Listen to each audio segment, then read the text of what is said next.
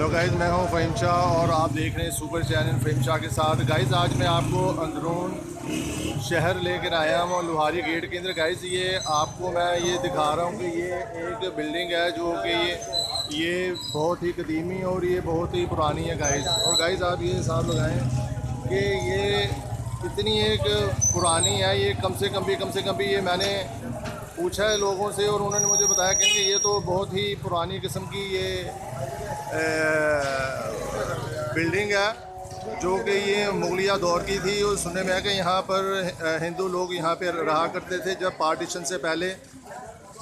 और गाइज़ ये आप ये देखें गाइज़, मूवी कैसे लगी आपने सब्सक्राइब भी करना है, लाइक भी करना है और हमें बेल के बटन को प्रेस करना है ताकि हर आने वाली वीडियो आपको बर वक्त मिल सके। गाइज़ मैं हूँ फ़हीम शाह और आप देख रहे हैं सुपर चैनल फ़हीम शाह के साथ। तो गाइज़ वीडियो कैसे लगी आपने मुझे कमेंट्स के अंदर जाके मुझे बताना है कि आज की आपको ये मेरी वीडियो कैसी लगी।